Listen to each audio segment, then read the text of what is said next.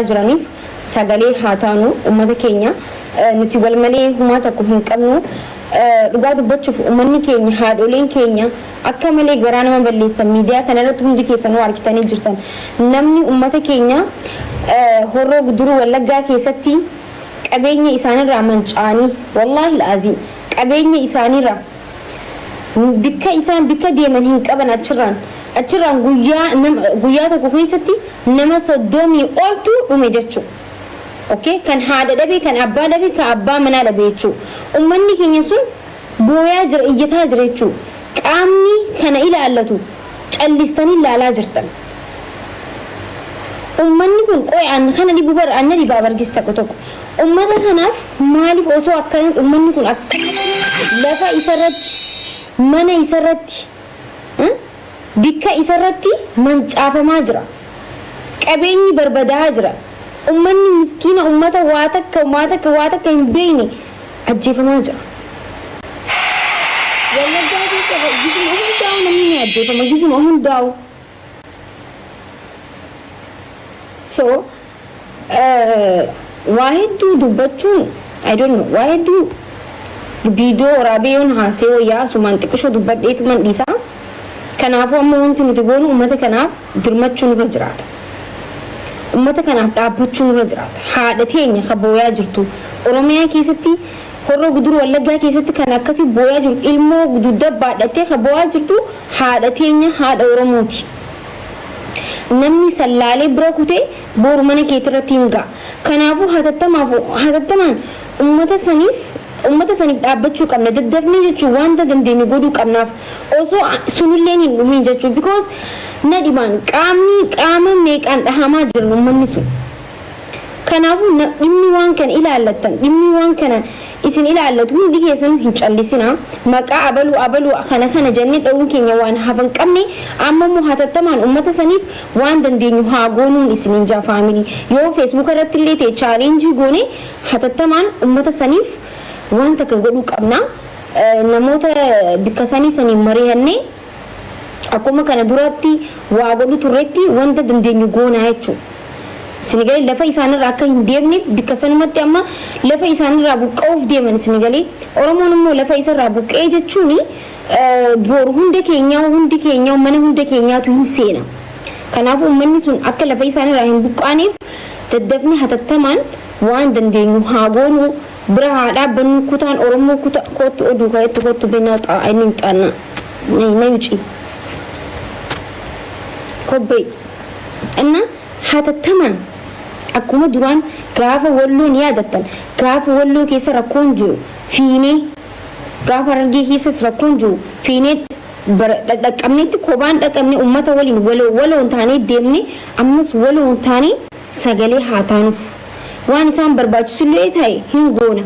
Kanaafuu bira haa dhaabbannu akka nama qaban akka jirruuf agarsiisuu qabna. So haasawoo qafatee akka hin hafne hin jirra isiniif jira jechuu qabnaan. Mootummaan callisullee nuti hin callisnu nuti hin dubbanna arras hin dubbanna booris hin dubbanna dhimma ummata keenya nu ilaalchifata. Because fooloonii miiliyoona tokko walitti qabnee deemnu kuni yoo ummata saniif hin taane maal nu fayyada? Maaliif feemasummaan maal godha ummata saniif ummata keenyaaf yoo hin ta'in? Hai haadha teenya akkasitti bishaan dhuuduun dhabdee akkasi boocusaniif yoo hin ta'in ምንም በኦሮሞ ስም እዚህ ላይ ቁጭ ብለው ለኦሮሞ ፍቱበቹ ደቡን ሬዳምቲ አንቀመቃ ኦሮሞት ነምን ስላሉት አንቀመቃ ኦሮሞት ፎሎ ቀብዱቲ ኦሮሞ ዳፍ ገባቲ ሰገሌቱን ሲያሳምቲ ሀደተምቲ ተቦቹ ሰገሌቱን ሲያሳምቲ ነም ተቆ ሲያሳምቲ ኡመኒሱ ሲያሳ ኬስ ጅራተኒ ቲሚ ኡመተን ሰን ኦሶ ሱራ ሞቱማ ኦሮሚያ አገርሲስተን ሱራ አብዩ አገርሲስተን ሱሩማውን ዳይ አገርተ ዋን ቤካውነቲን ፈካቷ ኦኬ ወላሂ ኡመተ ቆቴ ብሉ ኡመተ ጅሬኛ ኢሳኒ መሪ ዋን ተከ ኬሰን ቤኔ መንጫሳ ጅራ gaafa wanti hubachuu qabdan dhageeffadha warri aangoorroo jirtan gaafa qotee bulaan tokko du'e akka biyyi diigamtu beekuu qabdan biyyi ummata kanaan jirti biyyi ummata dalagatee hurkaa isaatiin jiraatuun dhaabbatti malee biyyi wanbadee fi hattuu qaama seeraa fakkaatanii baajaaj nama hatu meeshaa nama zarafaniin biyyi dhaabbatu. Ummata kanaan biyyi dhaabbatti malee ummata kanaan biyyi bareeddi. Ummata kanaan wanti hundi tolti jechuudha. So ummata kanaaf dirmadhaa. Ummata kanaaf waa takka godhuu qabdan. Mootummaan Oromiyaatis wantummaa achi gubbaa teesseetuma waan jechuun qabdu gaafa akkanatti Oromiyaa keessa rakkoon akkana mudatu nama hunda dura ka dursee qaama isin maaliif isin ka waan hunda nama hunda dura bikka sanitti argamuu qabu nama ergitanii waan danda'amu godhuu haa qabu isin.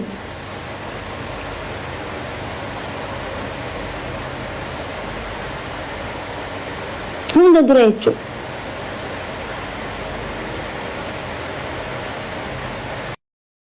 Faannoon uummata fixaa jirti. Ana dhibaabar. Faannoo maaliif akka hin baane Oromiyaa keessaa na dhibaabaran. Because Oromiyaa keessaa maaliif maal akka fayyadan maal akka isiniif godhan ana dhiba. Wallahi laazim. Faannoon Goojjaamii fi Gondar keessa ta'uu qabdi malee Oromiyaa keessa miti.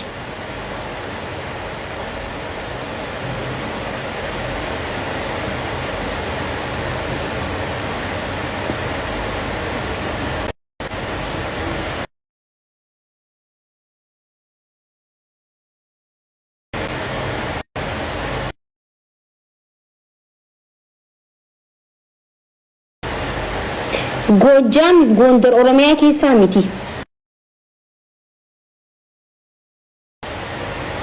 Goojjaam Gondar Oromiyaa keessa hin jiru bar. Goojjaam Gondar namni irraa tuqee hin jiru bar. Isaantu itti haalaa fi bar Goojjaam Gondariidhaaf.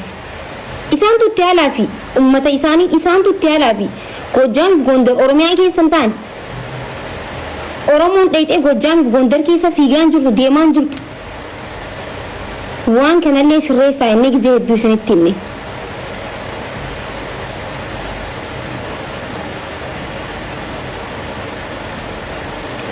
itti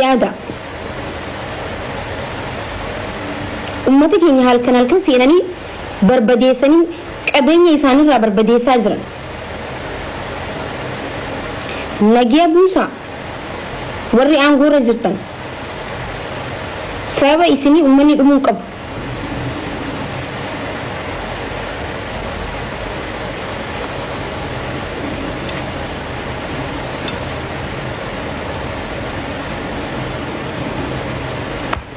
Kanaafuu amma kira sagantaa keenyaa deemna. Ummata keenyaaf dirmachuu qabna. Saa nuti amma ummata keenyaaf dirmachuu kan qabnu saa Oromoo harmiin Oromiyaa nu yaamteetti saa booyaa jiranitti nuti wanta koofallu wanta gammanuu jira jee natti mul'atu.